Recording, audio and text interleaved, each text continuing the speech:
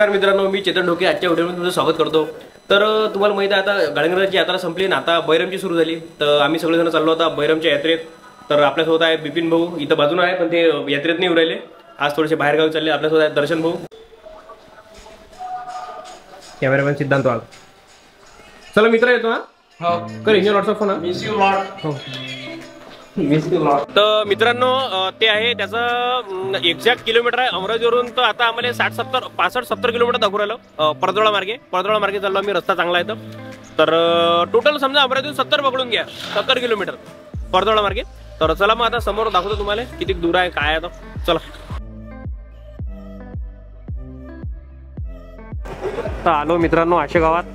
गळेले कचोरी खायची होती तर कचोरी खायला आलो बा पहिले। कशी आहे रे? पंपाक 100% येतो। 20 लाख किलो कचोरी मस्त आहे। आजचा डिजिटल बघणं चांगला।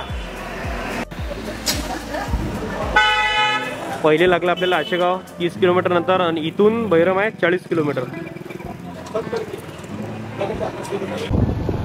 तर हे लागलं आपल्याला परतवाड्याहून बैतूल रोडनं आपण गेलो 20 किलोमीटर, तर आपल्याला लागते बैरम। तर महाराष्ट्र आणि मध्य प्रदेशच्या एकदम सीमेवर हे बैरम आहे। तर पोहोचलो बा आम्ही बैरमला। तर जास्त गर्दी नव्हती। तर हे आहे तिथलं आतमध्ये मंदिरला जाण्याचं गेट। तर दरवर्षी असेच इथं दुकाने लागतात, हंडी, खेळणे, अशा छोट्या छोट्या गोष्टी खूप साऱ्या भेटते इथं।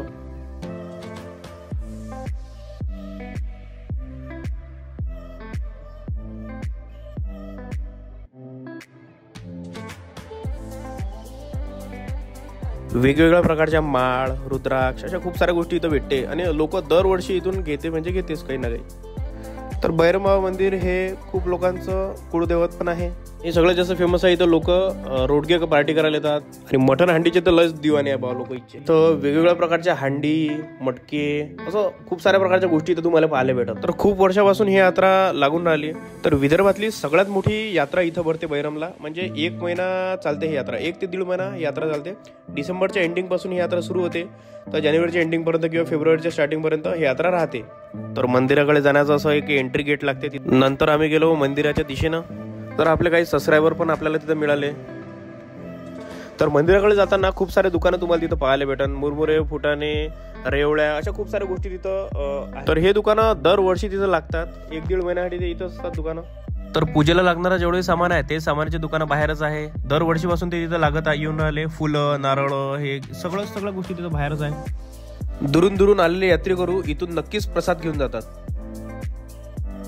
तर मंदिराजवळ पोहोचण्यासाठी आपल्याला पहिले 100 पायऱ्या क्रॉस करायला लागते। 100 पायऱ्या चढल्यानंतर आपल्याला मंदिराचं दर्शन होते।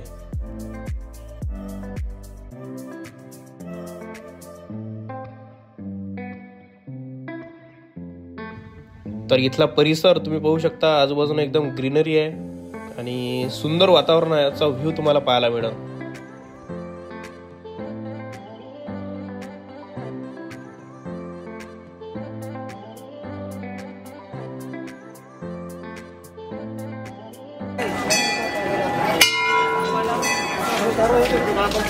तर ही घंटा 6 टन वजनाची आहे असं इथल्या लोकांनी मला सांगितलं। तर मंदिरामध्ये व्हिडिओ फोटो काढण्यात सक्त मनाई आहे। तर आम्ही तिथून स्पेशल परमिशन घेतली आणि नंतर आम्ही आतमधला फोटो वगैरे व्हिडिओ काढले। आधी ते सुपारी एवढा देव होता आणि नंतर त्या सुपारीला लोणी आणि शेंदूर लावून हे मूर्ती एवढी मोठी झाली असं म्हटलं जाते। तर शिवजी आणि पार्वती प्रवास करत असताना एकदा इथे थांबले होते। त्यावेळी निसर्गरम्य असलेलं हे ठिकाण पार्वतीला आवडलं। पार्वतीने शंकराला इथे दरवर्षी येण्याची अळ घातली। तर शंकराने म्हटलं की इथे माझा एक अंश ठेवतो। शंकराचे रुद्ररूप असलेले ठिकाण भैरवाचं ठिकाण म्हणून ओळखलं जाऊ लागलं। तर असं काही इथले लोक सांगतात। तर बैरमची यात्रा हे 350 पेक्षा जास्त वर्षावरून भरत येऊन राहिली असं सांगण्यात येते।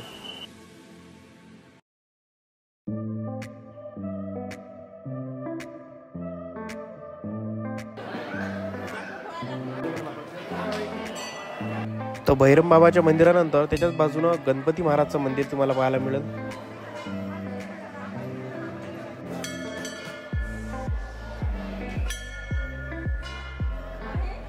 तर मंदिराच्या बाजूला एक तलाव आहे, त्याला भांडे तलाव पण म्हणतात. या तलावातून भांडे येत होते असं म्हणतात. तर इथे बाजूला लोक रोडगे पार्टी वगैरे करतात. तर बहिरम बाबा नवसाला पावतात असं पण इथले काही लोक सांगतात.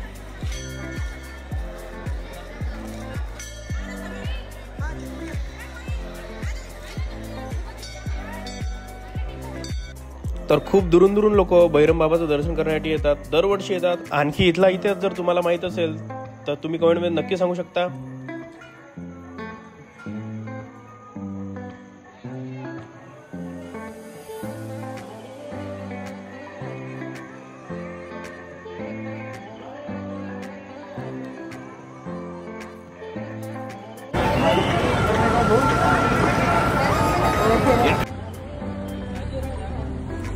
झोपाची सोय वगैरे असते दादा इथे आहे ना? रोडगे पार्टी वगैरे. अच्छा अच्छा, हंडी इथं बनवू शकतो. हो काय, भांडे वगैरे सगळे. तर पाहिजे कोणाला भांडे गिंडे लागले तर इथं दादाचं लॉज आहे. सुरुवातीलाच जेव्हा बहिरम लागते तर बॉम्बे लॉज म्हणून एक हे आहे. इथं रोडगे वगैरे तुम्ही करू शकता, हंडी वगैरे करू शकता, सगळं सामान आहे दादाजवळ. बनवू शकते किचन जागा बनवण्यासाठी जागा.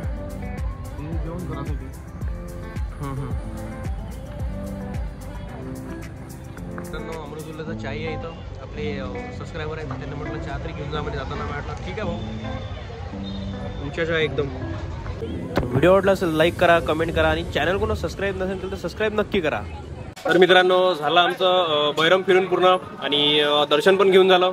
तर जेवढी माहिती मला माहीत आहे तेवढी मी तुम्हाला सांगितली. आणि आणखी काही तुम्हाला इच्छा काही वेगळी माहिती जर माहिती असेल तुम्ही कमेंट नक्की सांगू शकता. आणि असेच आमचे व्लॉग दर वीकला येत राहतील, तेव्हा पण तुम्ही आमच्या चॅनलला सबस्क्राईब करून ठेवा.